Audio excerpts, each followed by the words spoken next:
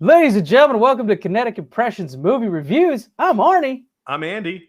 Today we're going to be reviewing the highly anticipated Snyder Cut of Justice League. This is, of course, a re-edit, redo of the 2016 Justice League. Drew, do you remember the original Justice League? I certainly did not watch it again. I've watched it twice. I think that's all I'm going to give that movie time for. I'm going to be honest. My initial reaction to that original movie was that it did feel like a Frankenstein movie put together with two filmmaker sensibilities in it. And I did like a lot of it. Don't get me wrong. It wasn't a terrible movie, I don't think, but it just didn't feel cohesive, right? And you could really feel that it was haphazardly applied together. And it was really tropey in that you could feel that there were things that were spliced into it just to give fan service. And then watching this one, I was actually surprised at how right I was in those assumptions, in like the little things that weren't in this one that were in the other one, more notably, like the race between Superman and the Flash at the end. Like that was totally fan servicey and not put into this movie at all. Let me ask, what are your thoughts on the first Justice League movie? You know, the very similar, man. I thought it was all like a hodgepodge. You know, it was just like there was really good moments, but like all those moments that's all they were. They were just moments in the movie that were really good and that I really liked. And then I was like, I really like these callbacks. But they did not, especially looking back at it now, they did feel like it was two different styles from two different authors. And like I now have a biased opinion where I don't like one that's being forced, and I really like the stuff that came natural.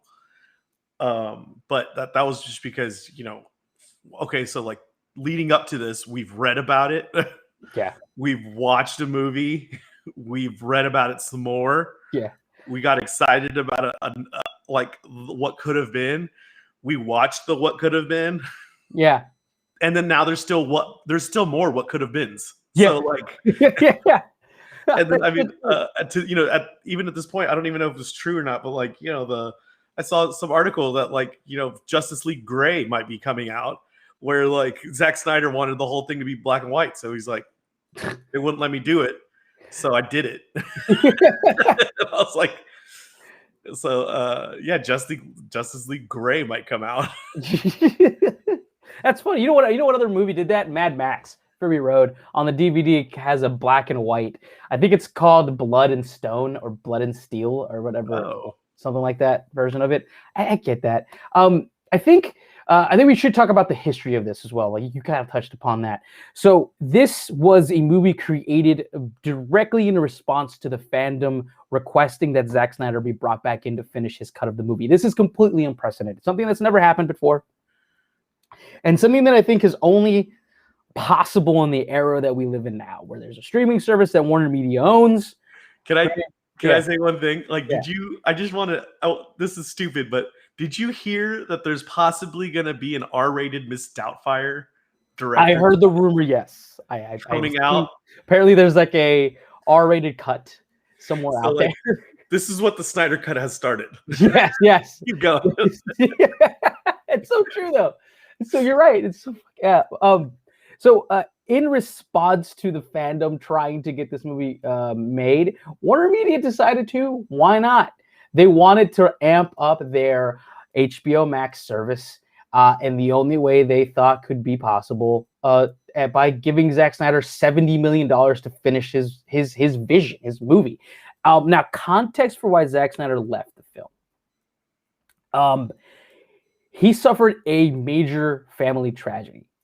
His daughter committed suicide in the middle of the production of the original Justice League. So I wanted to say that specifically to clear up any rumors about why Zack Snyder left the project. He did not leave Warner Media in bad terms.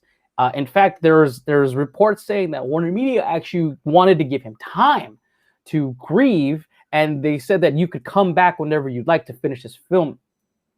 But he decided that he needed to leave. his wife, Deborah Snyder, is also his producing partner. So it was just very difficult for all of this project to be completed because of that.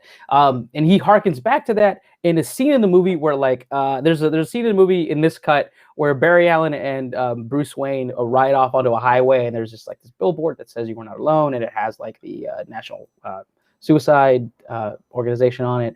And at the end of the movie, there's a title screen that says "For Autumn." That's his daughter. So the fact that Warner Media did not kick Zack Snyder out of this movie. I just wanted to say that because I think it's appropriate to say, because there was some drama though. There was a lot of tension. There was a lot of script rewrites that were being forced upon him, for sure, and to the point where like and it got brought up, and you know, we don't know what's true or not, but like it was brought up that Zack Snyder was already in the writing room before this happened, because he was already on the film's like payroll, because he was doing little rewrites that they kept adding and stuff like that. No, and I think that what you're speaking to was actually kind of a good point, because you know, when Superman versus Batman came out, there was a lot of criticism about the way that movie was done. It was too dark. And the studio definitely wanted him to kind of lighten up the tone. And because of that, reactionary, they wanted him to kind of change the script up a little bit, make it a little lighter, a little bit funner. You know, that's kind of, I think that's why we got the original Joss Whedon Justice League, because that Justice League was definitely like, you could tell they just threw in gags here and there, just to kind of lighten up the mood a little bit. Yeah, but it's like, it's almost like you took a Christopher Nolan and you recut it and threw in gags to me. Like it just, some of those gags just didn't work. And there's really funny moments that get hit really well in Zack Snyder's version. You know what I mean? And like, and like the whole, these gag reels, it almost feel like that's what it feels like, gag reels. And and I think that was a direct, because like the humor in the MCU, it really came about from the humor in the first Avengers movie. I don't know if you remember, that was a funny movie, and that was made by Joss Whedon, written by Joss Whedon. He brought in the humor to the MCU. Not a lot of people give him credit for that, because you remember that scene where like Hulk punches Thor in the middle of the big fight? That was like the most hilarious scene in the whole movie. And then like Hulk picks up Loki and just starts slamming him across the room. Bam, bam, bam, says puny God. That was the first time that slapstick comedy was brought into the MCU. If you think before those movies, there really wasn't something like that. That was brought in by Joss Whedon. Ragnarok really just like. I think Guardians of the Galaxy as well did that as well. But like, you know, Guardians was like supposed to be funny, where Ragnarok, instead of getting like, you know, we were all used to the Thor Dark World, and then to get a third Thor that was Ragnarok, and to be light and funny and amazing, like that really helped. And infused it right. I just think that like this is that's one of the reasons that like Warner Bros. Was like, let's bring Joss Whedon in. You know, it's like I really just didn't like that some of those gags that we did see in Avengers, a Joss Whedon written movie, are like identically brought into this Justice League movie, like verbatim, you know. And so like that's just what kills it. I was like, I pulled that from that, you know, like there was just little things. No, for sure. And I think it did take away from the film itself. And like, look, personally, I understand Zack Snyder. Like, I also want to say that like I don't want to, like, just because this was a fan-made movie and it was created by Zack Snyder himself, I don't want to like not bring in criticisms of Zack Snyder. There's a lot about the way Zack Snyder makes superhero movies that I just don't like. As a comic book fan, as a fan of the mythos of these characters, he does things to these characters that I just cannot I cannot let slide. The biggest thing that Zack Snyder does is he does not give a shit about human life. He will let these characters murder left and right. It doesn't matter. Nobody has a moral compass when it comes to life. And I understand people who argue with me and say, well, these are bad guys. And it doesn't matter what their lives are. They're criminals. They should be killed. I get that. It's just that it's such a thing in the comic books. You know, like Batman doesn't kill Joker because he knows if he kills Joker, he's not going to be able to stop murdering. Superman doesn't murder anyone because he understands that if he does that, it makes him just as bad as them. It's just one of those little, like, one of those nerdy things that I just can't get over. And to watch a Zack Snyder movie, you have to get over that, because when this movie opens up, Wonder Woman be killing people. Like, it just opens up with like, it opens up the same way the first movie opens up, with like Wonder Woman doing this like reverse heist thing where these guys are not trying to rob anything, they're just trying to like murder as many people as possible. And that kind of brings in that Zack Snyder darkness, right? And I do like a lot of this movie, but I think appropriate way for us to kind of talk about this to start off with is just to kind of go along with the production aspect of it, because that's the way that this movie gets introduced to us. Like, you see that screen that says this will be played in 4:2 to hold Zack Snyder's creative vision. I've read a lot about why that is. They say that when this movie was originally going to be released, the 4:2 aspect ratio was the way it was going to be presented in IMAX screens. Yeah, the 4:3, is that 4:3? what you mean? Yeah, the 4:3. So the 4:3 would look way better on an IMAX screen for sure. And Zack Snyder wanted to do that so that he could frame the movement of the action of the characters within the middle of the frame to make it more pleasing to the eye. And he shot most of Batman versus Superman like that. So that's why he liked that aspect ratio, because he worked on it with Batman versus Superman, and he kind of really wanted to do this whole thing like that, because he really enjoyed it and he thought this was how it was meant to be seen, right? Yeah, 100%. I have a conspiracy theory that is just my idea of why it was this way. I think it was that way. I mean, I could be wrong. I think it might be because he was given $70 million to finish the visual effects. And I think it would have been cheaper to do all of the visual effects he wanted if he cut the movie in half. That's just my like conspiracy theory about it. But I do understand why he wanted to do it that way, because this was originally supposed to be presented in a much larger format, right? And then when it was released in regular theaters, it would actually be cropped, right? So technically, we're actually seeing more of the frame than we would have seen when it was in regular theaters, not IMAX theaters, for sure. Right? Yeah, and like, you can definitely feel like this is an uncut version. This is like the Snyder cut is definitely a extended version of the movie, because there's a lot of moments that I believe a director or a producer would say, we don't need a line here or there, and where, like, I want to back up a little bit. There's a big difference between where Joss Whedon like cut a section of the scene and said, we can just fast forward really quickly, and it was paced really well. The original one was paced very well, but it was paced so well that it was trying to keep up with the pace too much, to where it left big fragments of the story out. Yeah, there was definitely some moments that like just dragged on in this movie. I personally believe, I know we're all, unpopular opinion, we're all supposed to like the Snyder cut, and I really do like the Snyder cut, but there were some moments that just dragged on and felt like they were in slow motion, whereas that the original Justice League had it had a time limit, man. Yeah. It was blazing by. And and you talk about the beginning scene, it was like, well, like, yeah, in the beginning of the original Justice League and Snyder cut, I'm going to just say Justice League and Snyder cut. The beginning of Justice League, yeah, we do go into Wonder Woman's scene very quickly, whereas in Snyder cut, it takes us a while to actually get to Wonder Woman's scene, because we get introduced to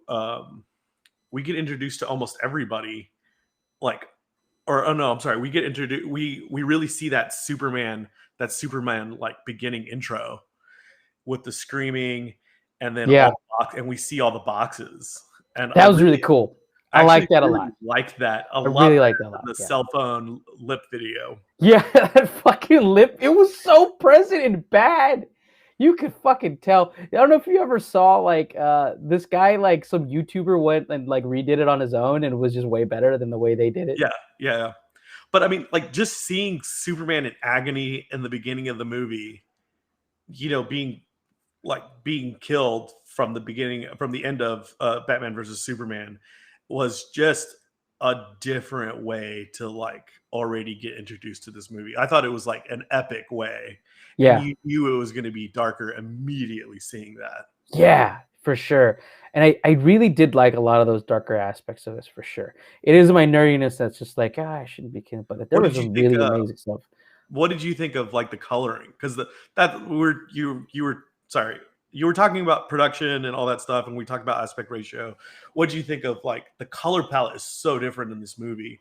This one's literally a lot darker, but to me, I kind of liked it. So I was just wanted to get your take on it. I enjoyed the darkness of it because it actually I think what it does is it makes you focus more on the characters than it does the world.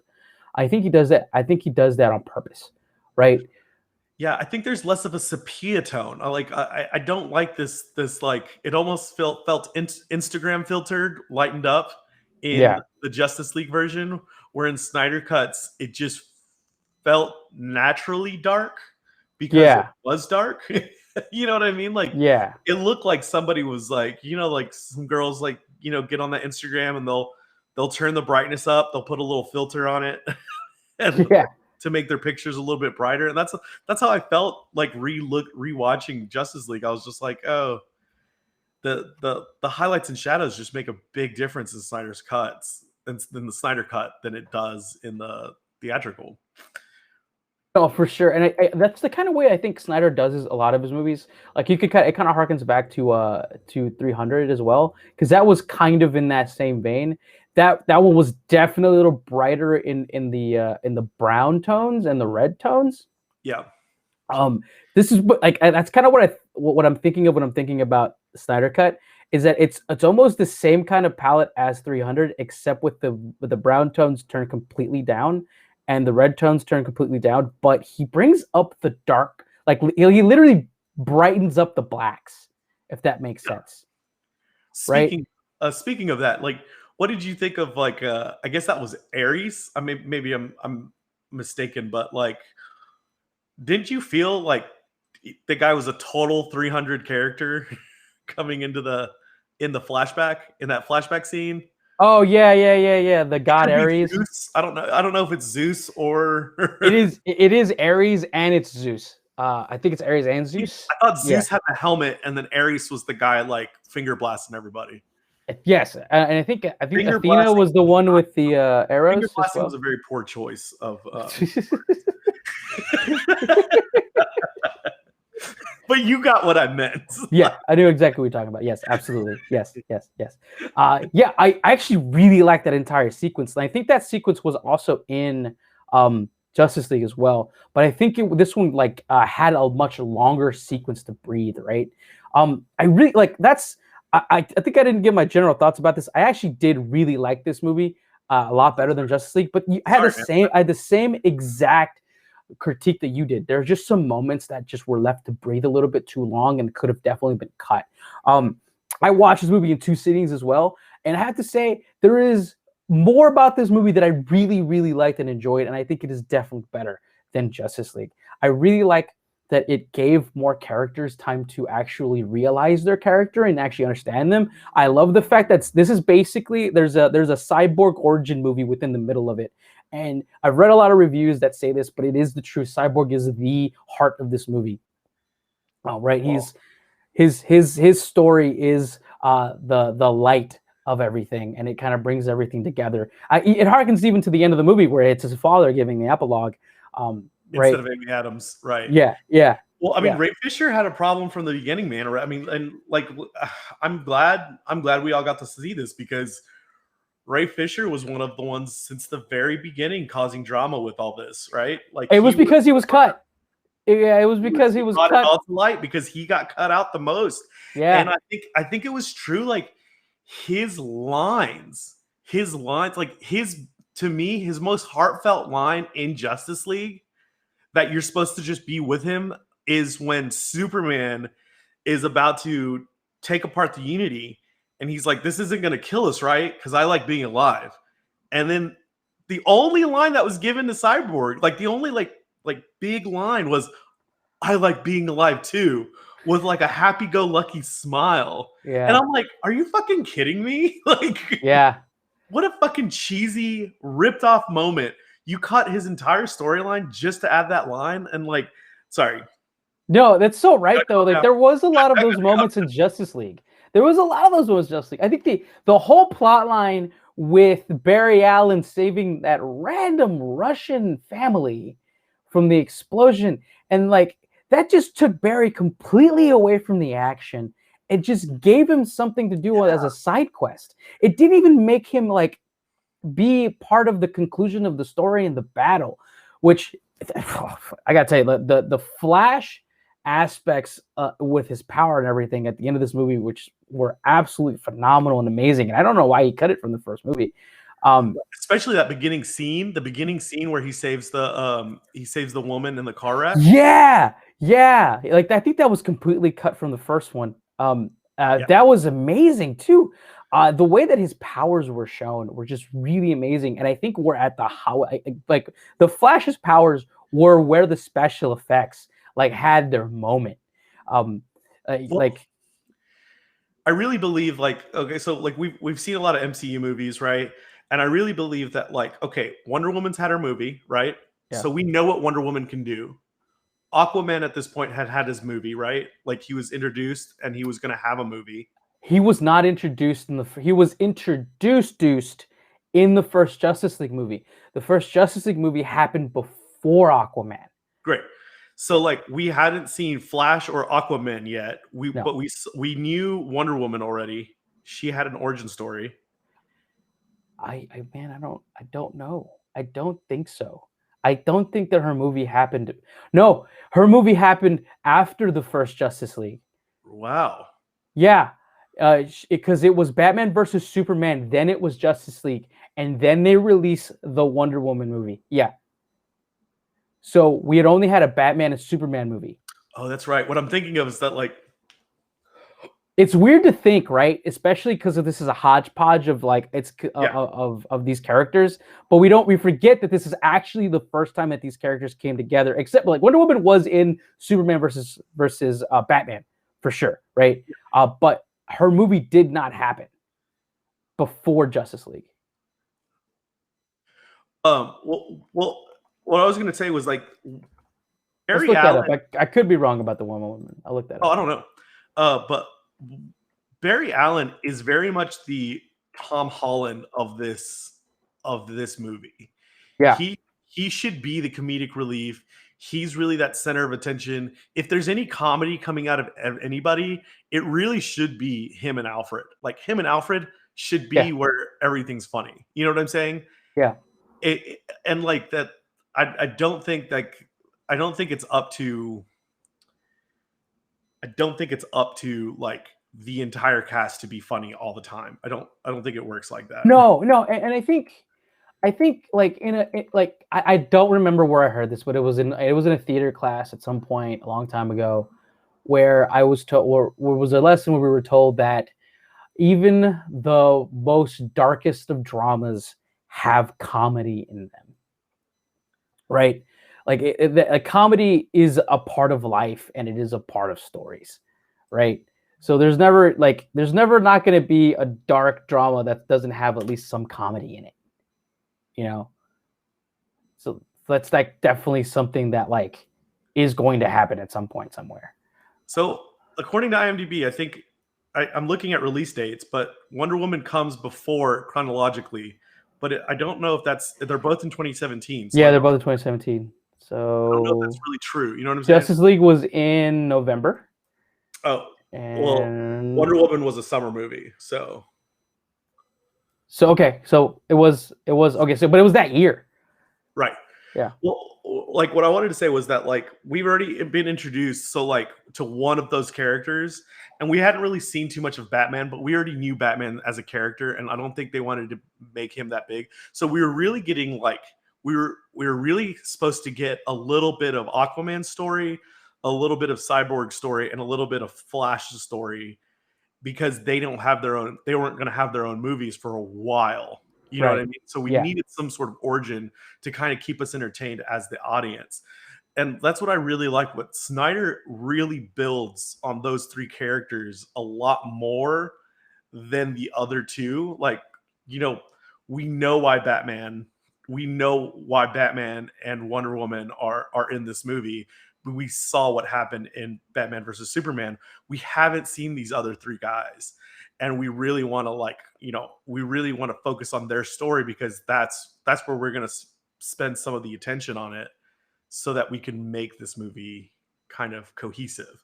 And I Yeah. think Snyder does a really good job of it, because like the fan favorite scenes were a lot of Flash scenes. I thought Aquaman was fantastic. I thought it was tastefully done, like all of it. It's And Amber Heard is yeah. a knockout in this. Oh my god! Yeah. It's interesting. Like, so like there's a lot that they cut out of Aquaman from the Justice League, right? I believe that William Dafoe doesn't show up at all in Justice League. Right. I remember actually hearing that William Dafoe was in that movie, but then like realizing that he wasn't in any scenes at all.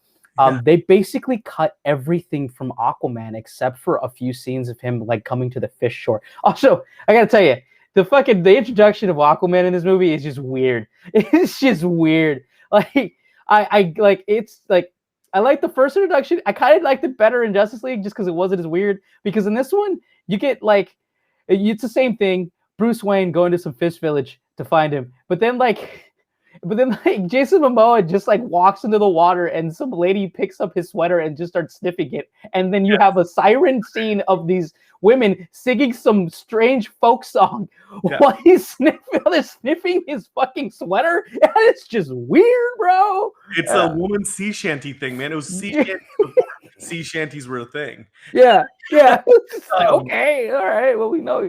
And he doesn't like I like this because he doesn't explode into the water. But like obviously the singing scene is one of those extended things that should have been cut. Yeah, it could have been absolutely cut. Like a producer would have been like, yeah, we really have to cut the singing. Like yeah. Like what's up with that, man? But I did like it. I did like the where Joss Whedon and Snyder kind of differed is like just these little things of that, like Bruce Wayne speaks Icelandic. Yeah. You know, he's like, I know what you've been saying this whole time. I know you're the guy I'm here to talk to. Like, I don't know why we're playing games. You know, I like that because it builds more on it builds Bruce Wayne's character better than it did in Justice League. Yeah. And you know, like, I don't know, like even just the whooshing, like even when he's like, oh, you dress up like a bat, that's funny, and he explodes into the ocean. It leaves this weird. It just leaves Bruce Wayne getting blown off. Whereas, like, instead with Snyder's version, you're like looking at Bruce Wayne and he's like, "Why the fuck are these bitches singing?" And like, it actually builds no, like it really does like actually give some character development. And he's almost like at a lost hope because he was supposed to recruit this guy and he didn't, and now he's gone. And if these girls are singing, that means he might be gone for a little bit, you know, like instead of just like explode. I don't know. Like it actually, no, I'll take that rationale for sure. I see the thematicness that you're talking about. It for felt sure. better. It just felt better as a scene. Yeah. Instead of like, I think it immediately like that explosion when he leaves, like it's a cut scene in Justice League. It's immediately a cut scene. Like there's no panning. There's no, you don't see Ben Affleck anymore. It's just like he disappears, cutscene, and like we immediately go to, you know, we go to Wonder Woman on Lady Justice, and I'm just like, oh well, like that was, I might be getting that wrong, but I'm just saying. I think you're right. I think this movie begins with Batman walking through taking a hike through the Icelandic wilderness. Yeah, but now I have both of them in my head, so like now I'm the editor. Yeah, putting things up together. Putting Um, things together. so Artie, I did want to I wanted to ask you because we were just talking about it. There was some scenes that there's some scenes that like there's like almost some Patty Jenkins written style scenes for Wonder Woman in the Snyder cut, and those lines got tossed. And I thought these lines meant everything to her character in this movie. Just like when I'm saying those little moments with Bruce Wayne, it might be a line or two, but it really develops his character. And like there was the scene where like after she kills everybody in the you know, like the girl, and like I don't think it had to be as long at the end. She doesn't need to be like, "Are you okay? Are you okay? Are you okay? Are you okay? Are you okay?" She asked 5 people, "Are you okay?" But like, I really do think just the scene where just like, "Hey, are you all right?" And she's like, "Can I when I grow up, can I be just like you?" And you know, you can be whoever you want to be. I think that's such a magical moment. Yeah. That is the Wonder Woman that we see in Patty Jenkins' original Wonder Woman. And I think that like that really got lost in Justice League. And then Zack Snyder, she has that moment. And then I believe when he tells his little minions, when what's our bad guy? Not Darkseid, but Steppenwolf. when Steppenwolf says, hey, he tells his minions like, "Hey, leave her alone, she's mine." And like there's just a moment where she's like, "I am no one's." And like and then she just starts fighting. And like that scene, you know, that line got cut. And there's little lines like that get cut. And then obviously, you know, there's the very the thing that brought a lot of drama where Joss Whedon did the whole where Flash lands on Wonder Woman and saves her. Yeah. And he lays on her breast, and it's the same scene from Avengers.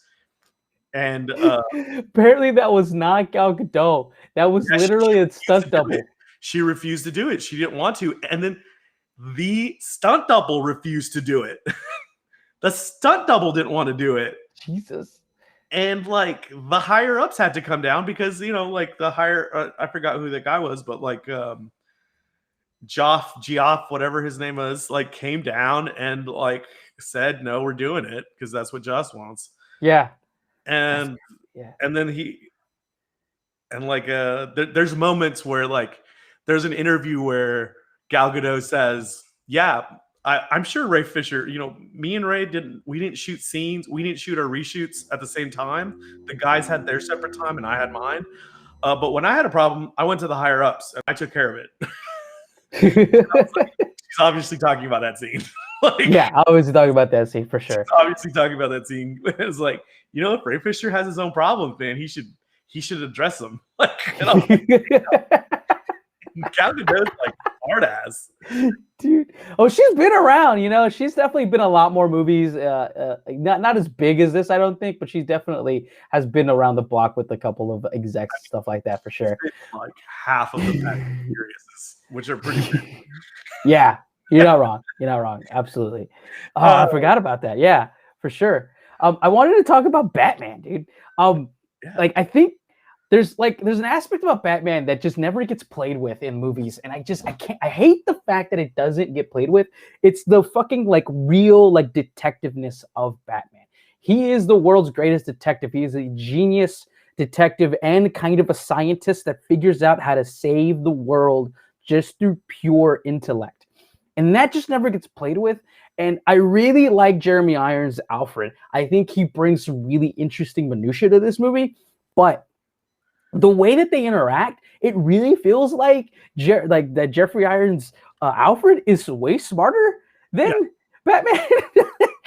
Like he's the one doing all the Tony Stark shit, right? He's the one doing the Jarvis shit in the Batcave. He's the one creating everything.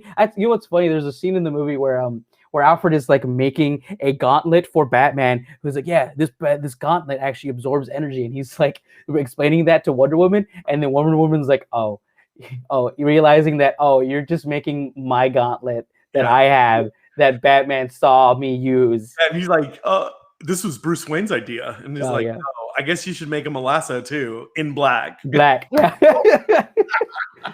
Like I like Ben Affleck's Batman, and I think he gets a lot of shit. And I think a lot of the reason he gets a lot of shit kind of harkens back to my point about like the Batman character not killing people. Like he got that shit in Superman versus Batman as well. He's just a hard Batman that a lot of people aren't used to. And I also don't think that he's been given the real kind of juice of Batman and Bruce Wayne characterization in these movies. Because like we meet Christian Bale built that Bruce Wayne from the ground up. We got to see him grow and become a character. In Batman versus Superman, he was already Batman. We didn't get any like him going to Asia like every white man does to find himself. We didn't get him like becoming the Bat into what he is. We just got him Batsuit, ready to rock, fuck Superman. Like, you know, we didn't really get that like, with him. Even in the Dark Knight series, we get these little glimpses of, I don't have time to go and be Batman real quick. Christian Bale has to be like, Bruce Wayne's gonna have to take care of this one. You know what I'm saying? And Christian Bale does, and so like I like what you're wanting, which is like sometimes Bruce Wayne has to be the thing. And like there's even a scene where he doesn't have the mask, he doesn't have anything yet. So he's just like in a robber mask in the original Batman Begins, and he's in excuse me, he's in Jim Gordon's office, and he pretends to stick a gun, but it's like a stapler to his head. Yeah. And he's like, why aren't you doing this? You know, why is everybody so too pussy to go after blah blah blah? And you know, like that's exactly what you're talking. It's like that's the stuff we need from Batman. He's too smart for that, and he's too smart. He gets away with everything from his wit. Yes. And his intelligence. And he is like the Tony Stark because he has all the gadgets. He can get all the stuff. And like, I think they don't play enough into that. It's supposed to already be known. Like, oh, so what's your superpower? I'm rich. That's it. Yeah, like, he just gets that. And that's the line you get. But like, yeah, I like Alfred does provide a lot of comedic relief in this. He does bring levity that I just like Jeremy Irons a lot. And he does bring that charisma. Zack Snyder's version. The whole tea scene, like I'm laughing at this. Oh, where he mansplains Wonder Woman. It's just like it's basically hover handing everything because he's doing everything. And I like that amount of characterization. He's like, oh no, that's a little bit too much tea. Not that much tea. And then she just kind of walks away and lets him I like that aspect of it. But like, why is he fixing the ship? Like Batman's supposed to fix the ship. You know what I'm saying? Like, he's not like Batman's supposed to be the one that's smart enough. And like I always love the dynamic that Christian Bale brought with Alfred, because whenever Christian Bale is like kind of like, I don't know if I can keep going. You know what I mean? Like, are my smarts good enough? Well, Alfred brought the wisdom. You know what I mean? Like Alfred's like, you know, like he always says, he has that iconic never line. He was his father, bro. Like he was his actual father, and he brought the fatherly aspect to it. Scenes, and I'm kind of sad because like I really wanted this to progress. You know, as we've mentioned before on this podcast, but like I've always wanted to, like, I want one of these Batmans to be really old and become the Batman Beyond. And without the character development of what you're saying, without the detective, you know, development, it's like we're always going to be missing that, because no matter what, old Batman should be able to solve these crimes from a computer screen, because that's how smart he is. Like, in the true fucking comic book Batman is Tony Stark and Sherlock Holmes put together, right? With amazing physical acumen, of course. But that's the Batman that we deserve. And we just haven't gotten that Batman in any movie. You know, we never get that back. And I don't know what it is, or what. I think the biggest thing is just like, the comic book people aren't making these movies. right? It's not. It's story directors that already know how to make a movie. It's writers who've written movies. It's not actual comic book writers. And I understand that to kind of give this movie pacing, you can't like slow down and have him actually figure things out. Because in this movie, it's Wonder Woman that gives you exactly what's going on. She's a Themyscira.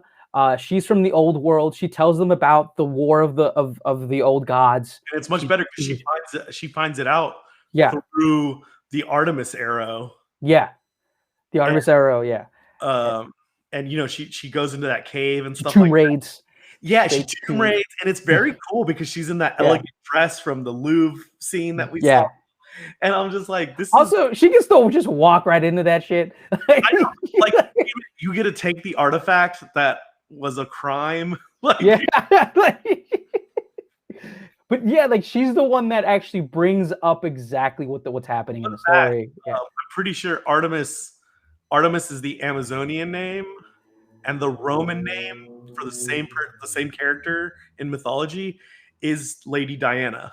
Is Diana. Oh. And Diana is the huntress. She's the queen. She's the god of hunting.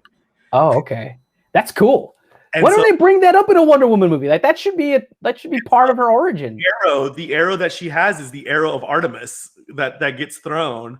And I thought that was so cool. And I had to look it up, but like there's no fan that's nerdier than me apparently in this one aspect. And I think the statue that she's working on is the statue of Artemis.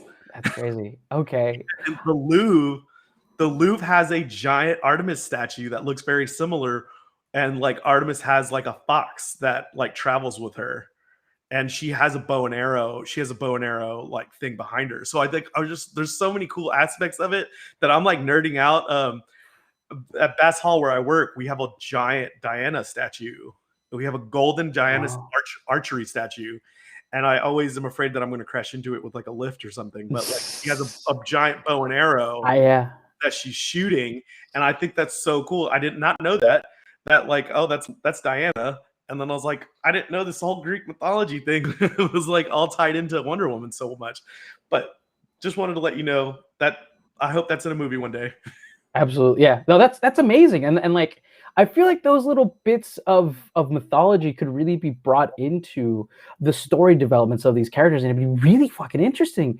That's my biggest criticism of the DC movies versus the Marvel movies.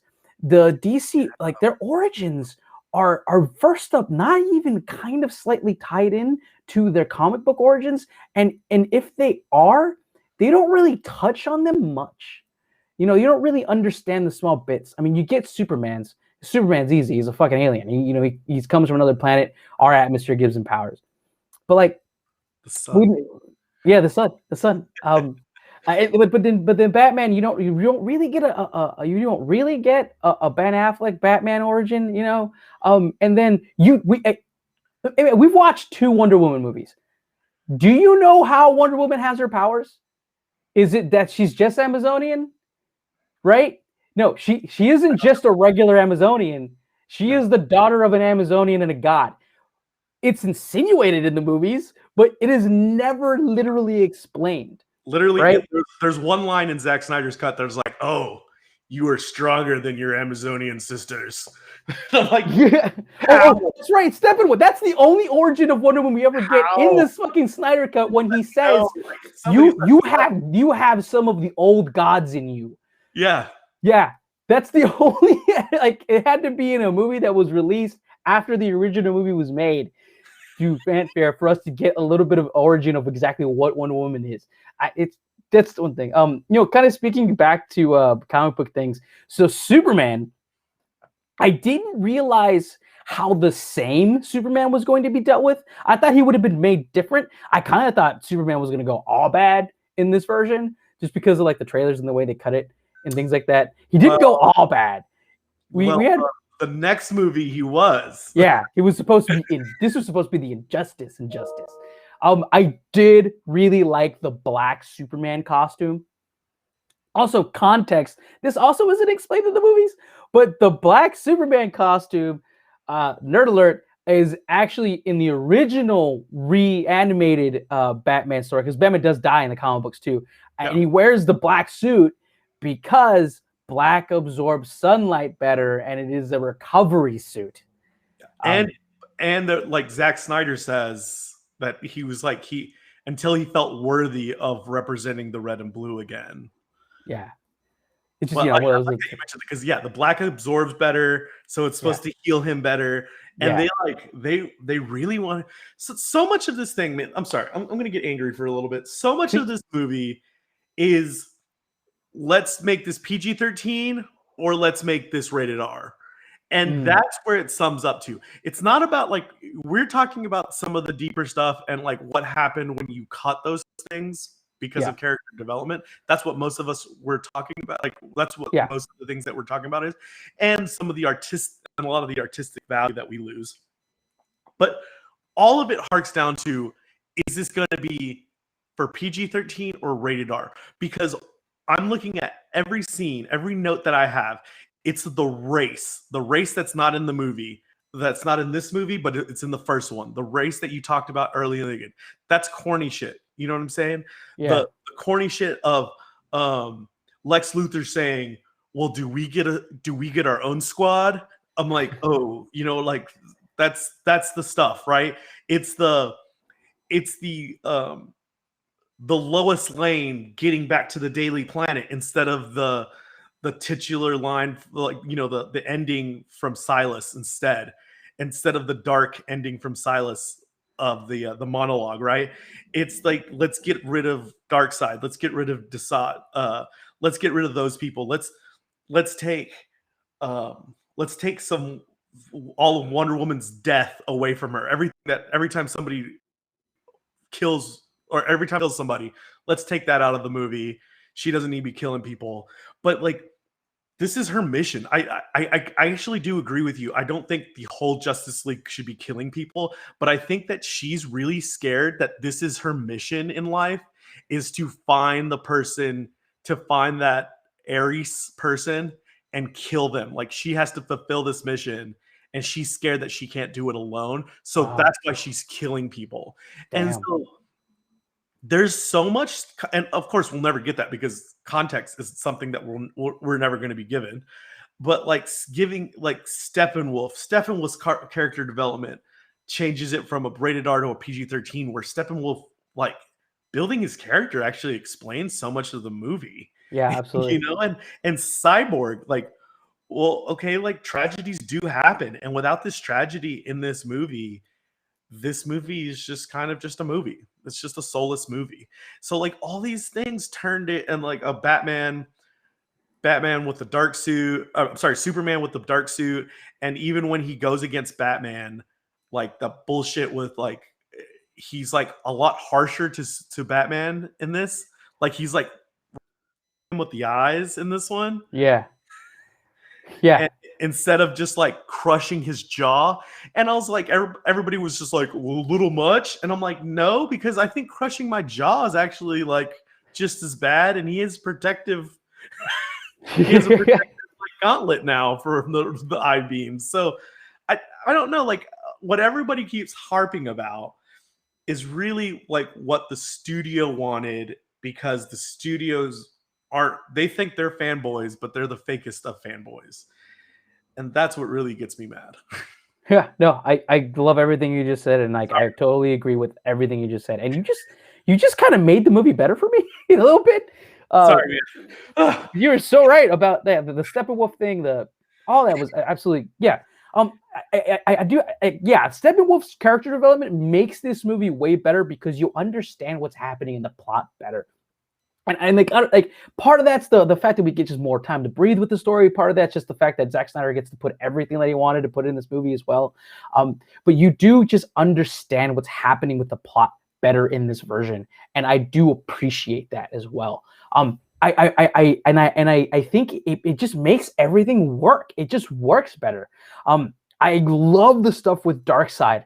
I love the stuff, the little like moments where Steppenwolf talks to the generals of Darkseid threw that giant piece of irradiated metal. Like those moments are actually really cool and they're done really well. The dialogue works and it just elevates the story because you really understand his motivations. Like we didn't get any of that in the first movie at all. Steppenwolf doesn't even look good in Justice League. No, he looks way better. He looks way better in this one, and way especially better. when the armor comes off of the horns, and he even like unveils his shoulder when Darkseid comes in. Yeah, like he has to take off his arm, basically like when a soldier takes off his helmet to hold it when like he's in front of like his his master or his sergeant or whatever. Yeah, like that is so cool the way he like peels it all off when Darkseid to kneel in front of Darkseid. Even that moment is much better than the bullshit the bullshit Steppenwolf that we got. For sure. And you understand Darkseid's prowess and Darkseid's control over the universe more. He's more of a menacing presence, which is what Darkseid should be. Side note, a lot of people say that like Darkseid is just a ripoff of Thanos. They were created by the same person. Yeah. Jack Kirby created both Darkseid and Thanos. That's probably why you're seeing that. Also, I believe Darkseid was created before Thanos, but comic book shit. Just comic book shit, right? But yeah, you really get the world destroying like menace of Darkseid, and you didn't get that in the first movie because they just basically didn't even mention Darkseid. And like I think they mentioned him in like a passing moment or line, but he was in this movie. So remember the Age of Heroes where like there were all the armies of men in Asgard and the Azomians and like that one random ass Green Lantern was fighting off Steppenwolf's army. That was just Steppenwolf, right? But no, they actually put Darkseid in that scene so you can see what he is, right? This menacing presence that is a destroyer of worlds. And in Justice League, whenever he gets the first box, you'll probably remember this scene in the Zack Snyder because I remember what like he puts the box in the piece of steel and then he takes one of the bugs and he like throws the bug and he's like, "Find it!" You know what I mean? And so what happens in Justice League is it kind of zooms out the top of the power plant, zooms out, and then he's like, "For Darkseid," and I'm like, "Wait, what?" Yeah, that was what Darkseid in the Justice League, and I'm like, that doesn't make any sense because you were not gonna explain any of this, right? Darkseid doesn't get explained at all in Justice League. But that's the one time he yells for Darkseid, and I'm like, yeah, why did you random cut that line? Yeah, total randomness, right? And like I do feel like the whole aspect of the mother boxes as well works way better here because you really understand what's happening. So like Justice League, what like this it was fear, like there. Because Justice League opens with Batman fighting a parademon randomly in Gotham City, and he doesn't know what the hell this thing is, right? But you find out later in the plot that it's because they can smell fear, right? And if you fear, it's the reason of coming after you, right? It's because the mother boxes feel fear. It's weird. It doesn't make any sense. There's a whole thing with green slime in it too. Yeah, like alien slime because like whenever that thing blows up in front of Batman, there's green slime anywhere, and you like Aquaman rescues that random boat sailor. He goes to take a shot of his glass and there's just slime on his hand, and like we're never gonna get an explanation for the slime in their hand. Yeah, but, like fuck it. Yeah, I think it's there.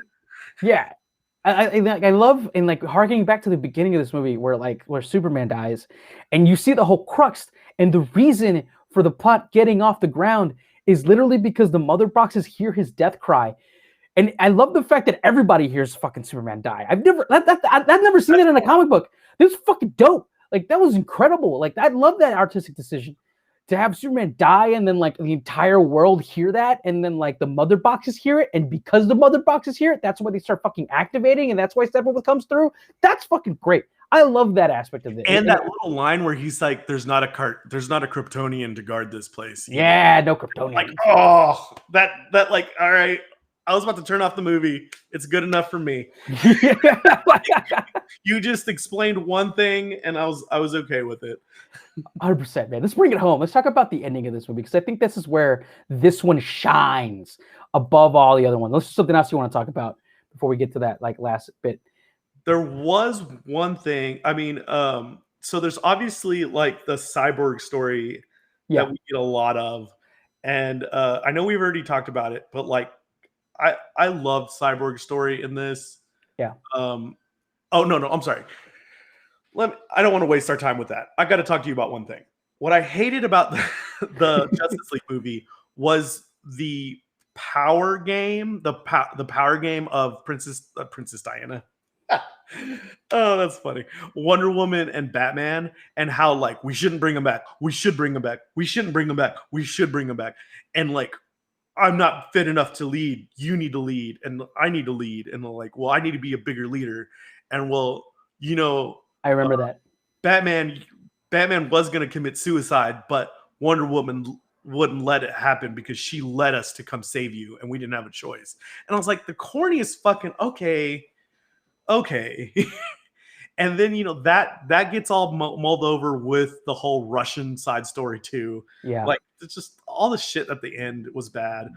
But I'm so glad that they made it more about a team. They made it more about a team. There's two or three planning scenes that are much better. Yeah. Where like they're actually going to talk it out. And especially the scene where instead of just getting those reshoots where Batman and Wonder Woman fight about bringing him back, like you feel a little bit more comedic relief from Barry Allen's line. Like, is he going to come back Pet Cemetery? And he's like, is this a bad idea? Nah, we'll all go with it. And then like, they don't think it's a bad idea until they're physically doing it. You know what I'm saying? Like, yeah. Like Aquaman's just like, this is a bad idea. And then you get the vision, and then Cyborg's like, he says no. Barry Allen's, did you say go? Which I've done in theater. That is like one of the funniest lines to me in theater, because there's a lot of times where I've been on headset and it's been loud and somebody just says no, and I thought they say go, so I have to hit a button. That's funny. I just wanted to mention that before we like wrap it up. I'm glad you were doing it, but I just have to say that. I do agree with you that the plan, like the fact that there is a cohesive plan that they talk about, and they're like, we're going to do this, you're going to do that, you're going to do this, and they do it like you're right, I think they do it 3 times in the movie, and that's kind of like how it breaks up to the kind of like, I think this movie was brought back down because like there is a version of this movie that was like 2.5 hours and was released in theaters, right? It wasn't in like, what is it, 6 parts, I think.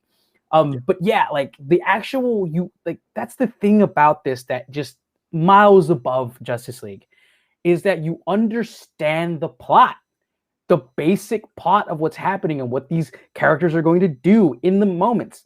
There's a planning scene. They're going to get the boxes together, and then Cyborg's going to get in the box, and you're going to run around and you're going to fucking use a speed force to charge up Cyborg so that he can pull the box apart. And we're going to raise up Superman so that we can actually use him to fight. And we got the boxes separated. We were explained the time thing. Like the time thing just didn't happen at the last scene. It was like, wait, how did that happen? No, we were explained from the very beginning. Look, he's fast. Time slows down for him. I don't like breaking this rule, but I'm going to break it to bring back Superman.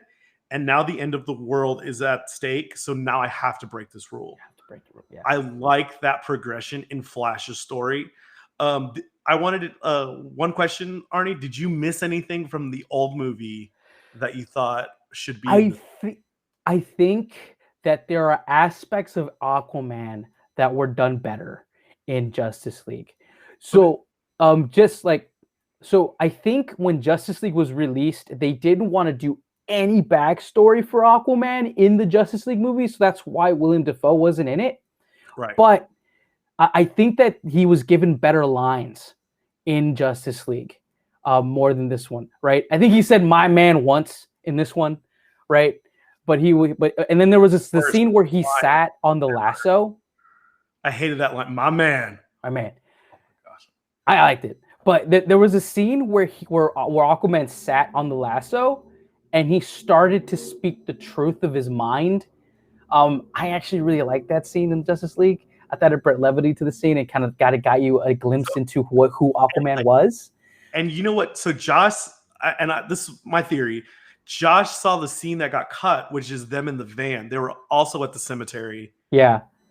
And yeah. I thought that brought a little bit more heart, where she says, you know, like, we're not supposed to talk. Our relatives would roll over in their grave if That's they right. knew that we were talking. And he even says, like, you know, you're a fine woman, you know, like he says, you're a strong woman, you know, I respect that. And then, like, they learn the saying that they learned as a kid, you know, they you're right. My father said that, and was like, that's so funny, my mom taught me that. And then we kind of also get the Barry Allen says, like, hey, so what do you think?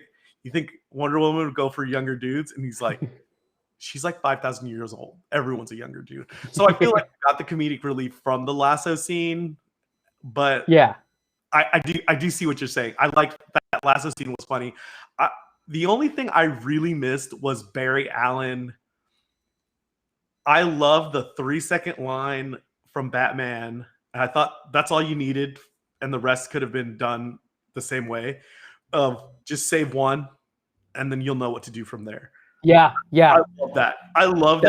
Barry Allen's like, Barry Allen's never been in a fight before. Yeah. He's never been. He's scared of these bugs, and I really liked all that comedic relief that he brought. So I didn't think like the tripping was unnecessary, and I'm so glad that, like, because even in the Aquaman scene, he's like, this guy's tripping over my feet.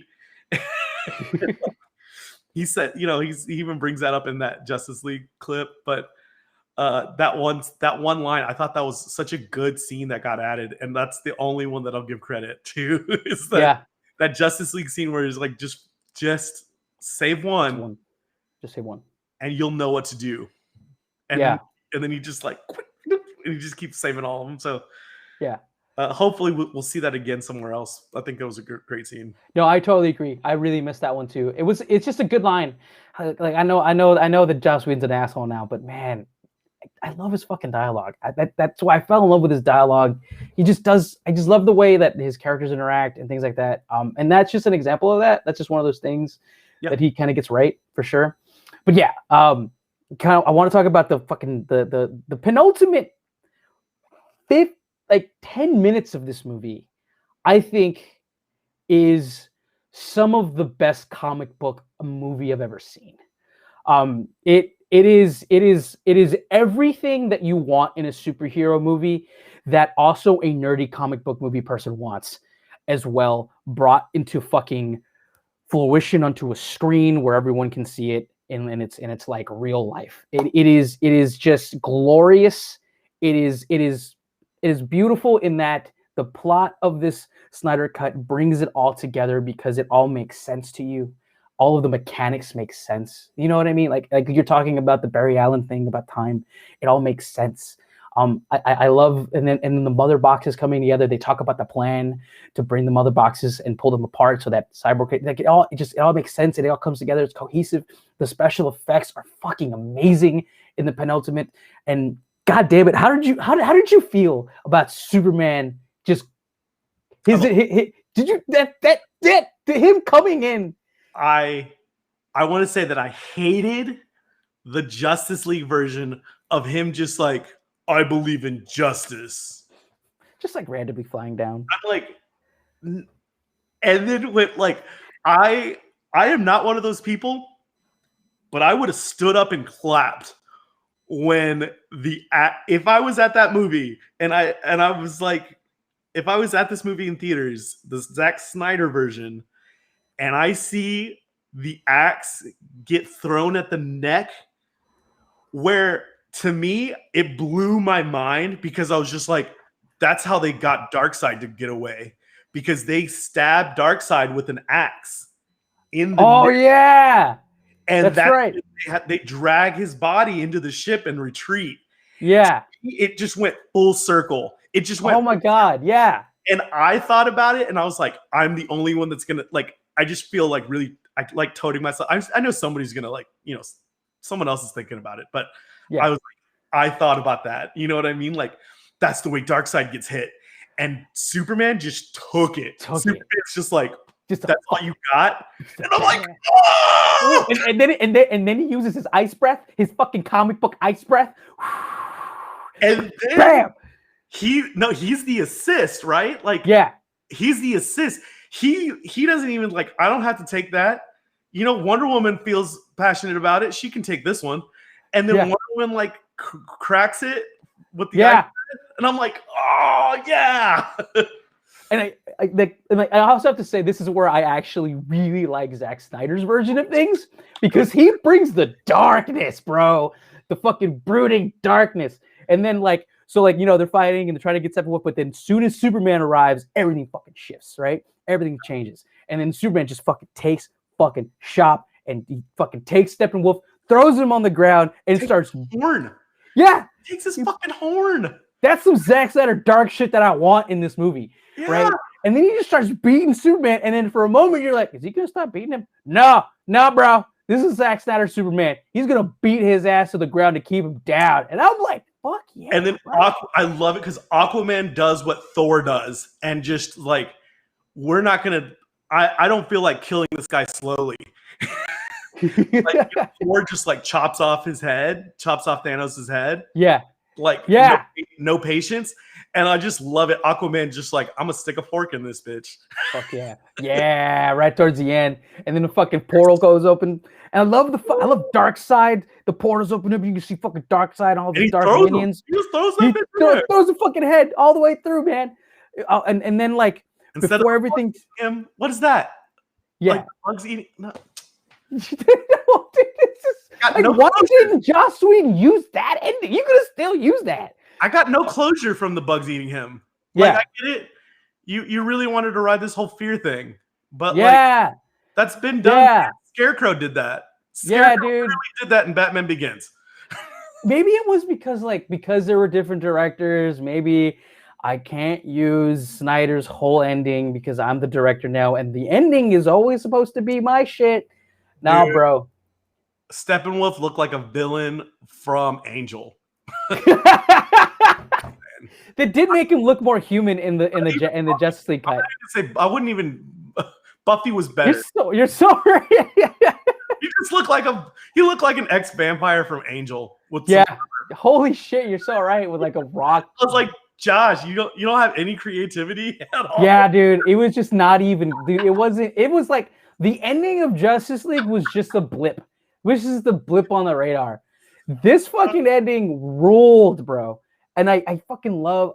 We talked about it before. We're talking about it again when fucking Barry Allen, he gets shot randomly. I don't like, that's whatever, right? I mean, he doesn't have the Speed Force energy anymore, and he fucking fails. Dude. And then everything gets fucking destroyed, and he like the fucking planet gets destroyed. Yeah, he trips, and then all of a sudden the Earth is gone, and he's like, "Fuck! All right, now you gotta break that rule. You gotta break that rule for this. You gotta break the rule." It's his boyish charm, right? He's like, "I'm too young." We open the movie with him apologizing for being late.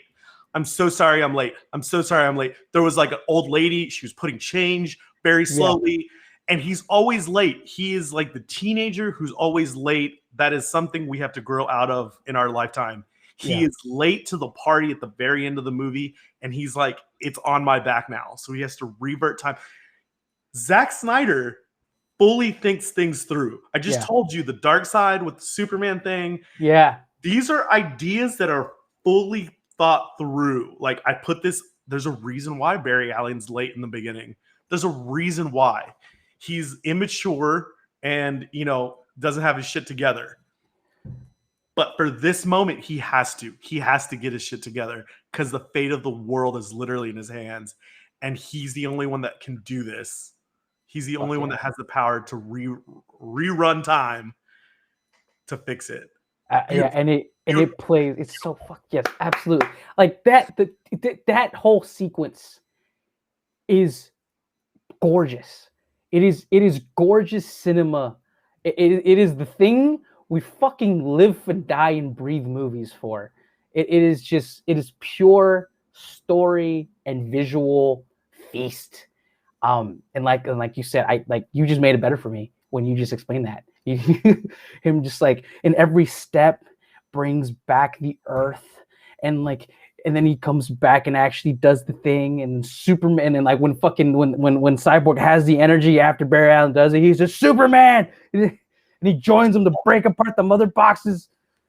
It's just so fucking good, man. I don't think it's in Zack Snyder's version. I can't remember, but like the Justice League, Cyborg's only like redeeming line after like he gets 3 redeeming lines in the whole movie, and one of his redeeming lines is, we're gonna cut the whole black guy story out, but he gets the redeeming line of, it hurts my toes. How is that even possible? And I'm like, that's bullshit that you gave him that line. It's a good line, because he's like, oh, it hurts. It even hurts my toes. And I'm like, Cyborg was just laughing. They're both laughing.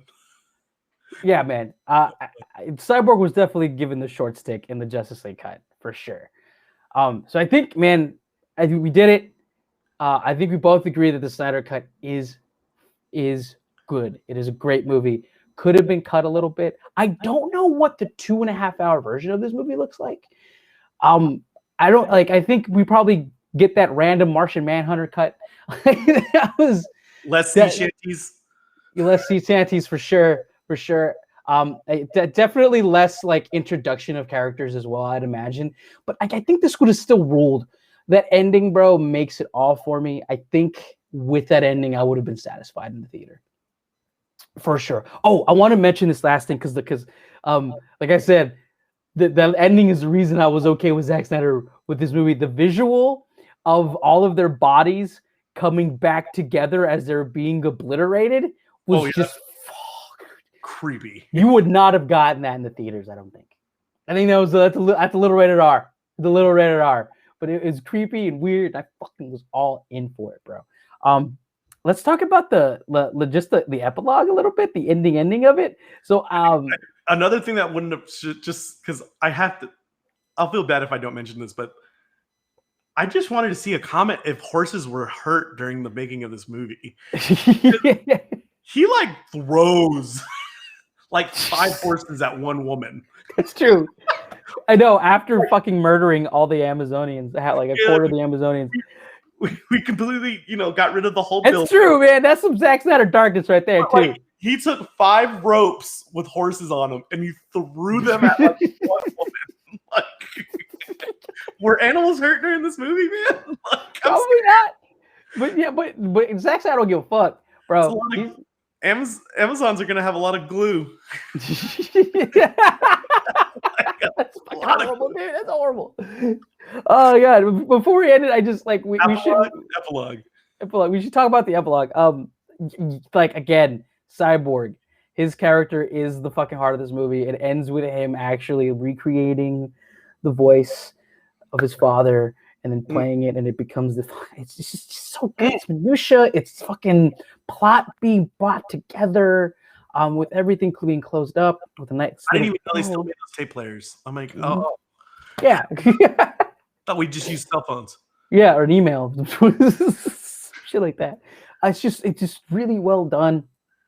And then I want to talk about the vision, right? The vision scene where we get our boy Jared Leto back, right? I want to see the fuck out of that movie. I don't know if I particularly liked it a lot. I think the interactions between the characters was really, really, really interesting. And I think could have played out into a really amazing and interesting plot. I like Jared Leto a lot. I just don't know if I like his Joker. I don't like. No, I feel like there's something missing. There's a bit of his character that's missing. There's something. I don't know. I liked that there was something that we didn't get, that the fans didn't get in the Endgame movies, and that was like they showed it. They showed a brief moment, like the rest of the heroes that were left behind get to fight. But they never were like a team. You know what I mean? Yeah. And I really liked that idea that like we have to get two bad guys. Like we have to get two guys from Suicide Squad just to fight. If we're gonna take on Superman, I don't think we could. Yeah. You know, and like all the movies, the Dark Knight Returns movies came back to me. I was like, are we gonna need a kryptonite arrow? Do we need to get Arrow back in this?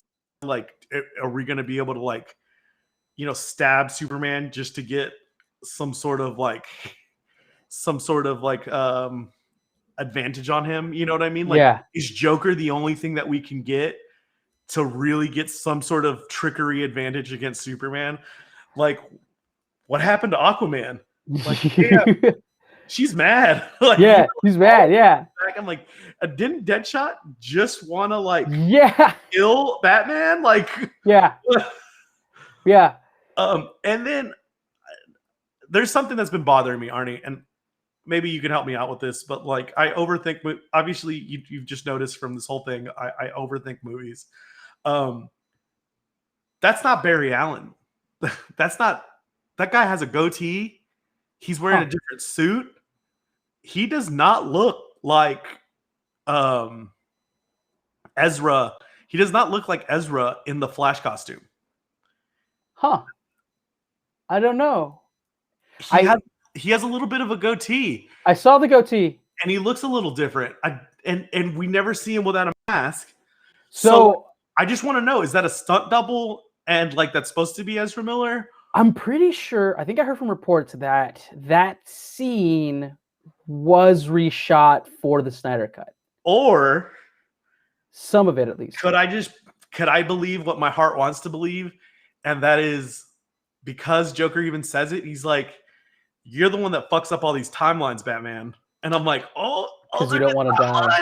Alternate timeline where Batman helps Darkseid in that whole thing. Like the whole movie was just nixed. Like alternate timeline. That's what's happening right now. Like same moment. We succeeded. We didn't succeed. I love that line. I do say this, man. Like I don't know how much I care for Jared Leto's Joker. I do like his dialogue, and there's some things that in his dialogue are like really fucking badass. Like you just pointed out to one of them, right? And then because that scene that's such a fucking crazy, awesome, cool line where he says to Batman, "How many timelines are there where the world is destroyed because you're too afraid to die?" Or how many people do you have to see die before you die yourself? And I'm like, or something like that, Yeah. We'll make it between the two of us, but like, damn, man. Like, I'm like, holy shit, man. Who gave you that line, Jared? Yeah. You didn't have a line like that for all of the movies you did. No, dude. That was a badass line. Like, I think Heath Ledger came back from the grave and gave him that line, like whispered it in his ear. Sure, man. I fucking like the Injustice movie, which that is Injustice if you don't know anything about the comic books. That's 100% Injustice in the future where like Batman's bad, Superman's bad, and Batman has to fucking destroy him. Like I want to fucking see that movie. It looks fucking dope. And obviously that would have been the part 2 of the Snyder. I mean, movie. And like I don't know if I want to see it. I don't know if I wanted to. I don't know. Like even right now, I just don't know if I want to see the full Zack Snyder version. The too dark Zack Snyder version. Yeah. I feel like, I would have loved to see the people who made like Mad Max take a spin on it or something, like George Miller making Injustice. Holy shit. He was supposed to make a Justice League movie a long fucking time ago with like Armie Hammer being Batman. It was about to happen. It, right? Like, because what always gets me is like, there's other people ruling the world. There's different. All the bad guys are everywhere now. I mean, like you have to create a world. It's a world that you create. Yeah, man, I want to see a George Miller Injustice movie. Now that you just said that, really Arnie, I just want to apologize for interrupting you so much this one, but I got a little too excited sometimes. Yeah, it's cool, man. It's cool. It's all good. It's all great. It's all good content, man. This was fun. This is good, man. This was good. This was fun. I'm high on Justice League right now. Hell yeah. I will say this, whatever Injustice movie we would have gotten from Zack Snyder, I think the ending of whatever that movie was going to be would pale in comparison with the ending of what this movie gave us. I want Warner Brothers. I demand Warner Brothers give Zack Snyder $50 million to just make the last 15 minutes of that movie. You're right. Yeah, I just want to see the ending. Can we? Yeah, that's all I want to see. Just release the storyboards so that I can see what the fuck that ending was going to be. It's written. Hey, when the cook show says, "Look, we're gonna saute some onions," and I already have some sauteed onions down here. Like it's in the can somewhere. That script is written.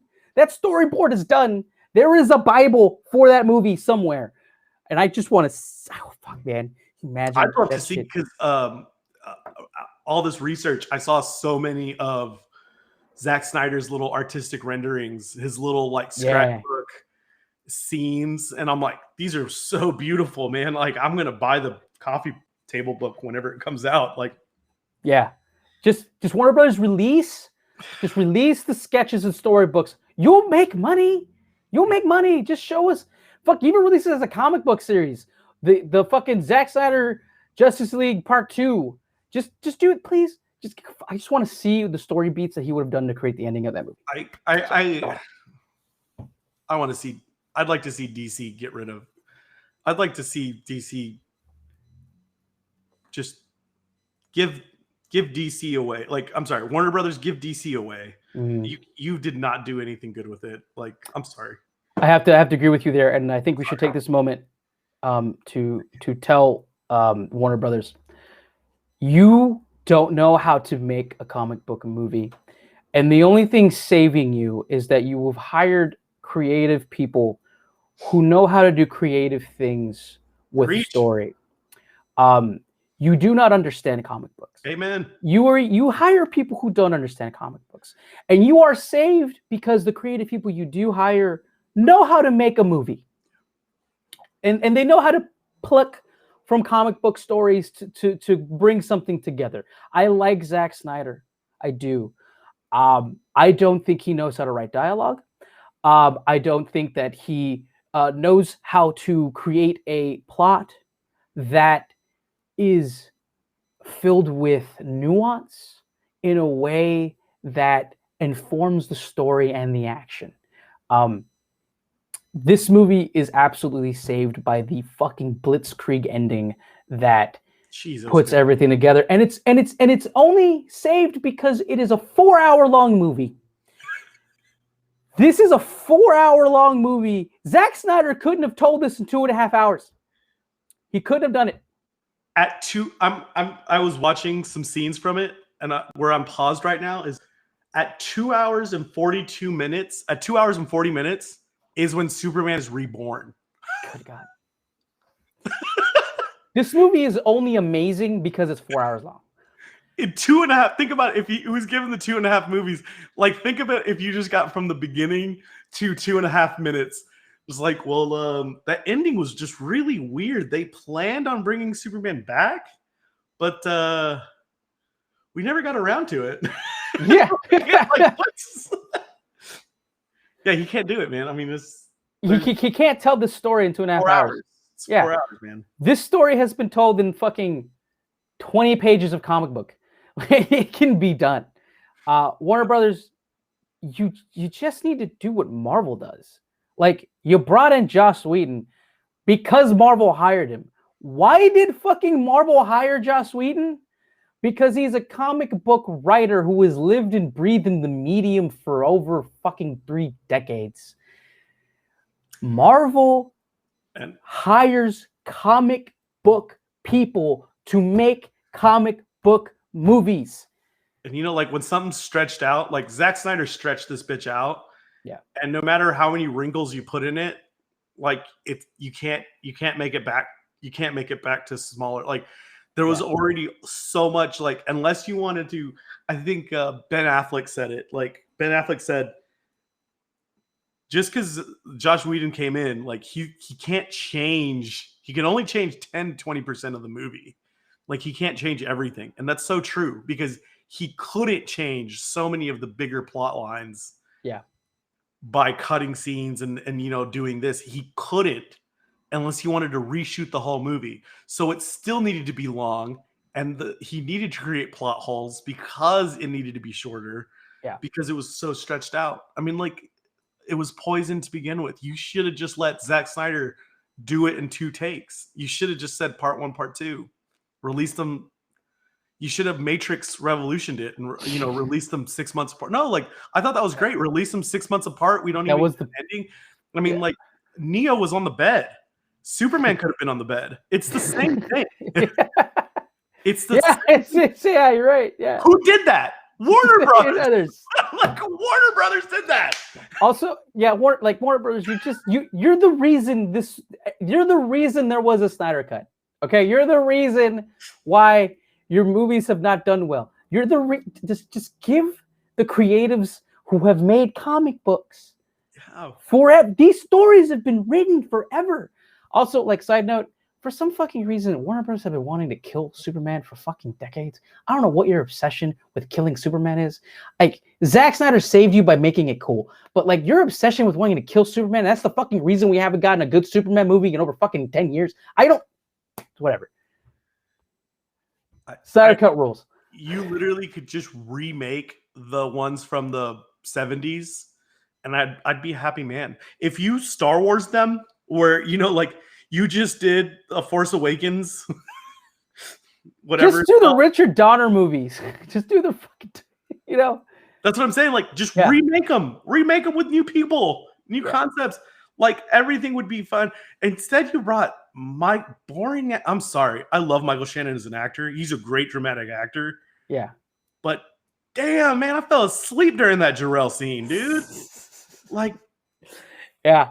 Goodness. Yeah. It's just what? Yeah. You're lucky that Zack Snyder had 4 hours to do this movie. Speaking of a shout out to British actors, you know, we've been giving shout outs to British actors. Yeah. Henry Cavill. Yep. Henry Cavill. Whenever he talks. I'm pretty sure he's British as hell. All of our fucking amazing superheroes have been British. Shout out to British people. Apparently Amber Heard was British in the Zack Snyder version, but not. Oh, that's right. That's right. She was. Yeah, she totally had an accent. I caught that too, and I didn't even realize. And I was like, that's why she did. Man, she's just hotter. Also, like, shout out to the weirdness of, like, Warner Brothers movies having just, like, drama. Like, I don't know, fucking obviously the Cyborg, his drama, the Amber Heard drama, and also the Flash drama. I don't know if you've heard about the Flash drama. There's drama with the Flash too. It's just weird. All these actors are in Warner Brothers movies and they have, like, off-screen drama. Yeah, well, what was the Flash drama though? So he literally shoved a woman to the ground at a bar, and it was caught on camera. Ezra Miller at a bar in some European country shoved a woman to the ground. She was drunk, and is a thing, right? Yeah, it's weird. And then, you know, Josh went all Tiger Woods. He went all Tiger Woods with his wife, right? Like, yeah. Oh, yeah. Yeah. All these Buffy fans, they wanted me. I didn't know how to control myself. Like, what the hell? Like, I don't know, dude. Warner Brothers has some darkness somewhere inside their places. Anyway, we did it. Justice League Snyder cut. We talked about it at length for almost an hour and a half. Thank you so much for watching. Please, our review is gonna be the fucking kinetic cut. We could have 2 cuts of it, right? The kinetic cut. Extended. No, we're releasing all of it. Everyone's gonna see it. We're pulling the Zack Snyder first. We're gonna put that out into the world. Please like, subscribe, please interact with us. What did you think of the Snyder cut? Did you think that Zack Snyder could pull this off in 2.5 hours in a theatrical experience? What did you think about Cyborg's extended cut? Do you think that Ezra Miller was a good Flash? Just talk to us. We really appreciate it. Joss Whedon's a great director. I have a little side project called the Artemis Show. I'm going to be releasing some content pretty soon. It's independent journalism. Anything to say to the good people, my man, before we sign it off? Just what we always say, right? Like, go watch a damn movie. Go watch a damn movie. Cool. We did it. Gonna let it breathe. Yeah, that was a lot, man.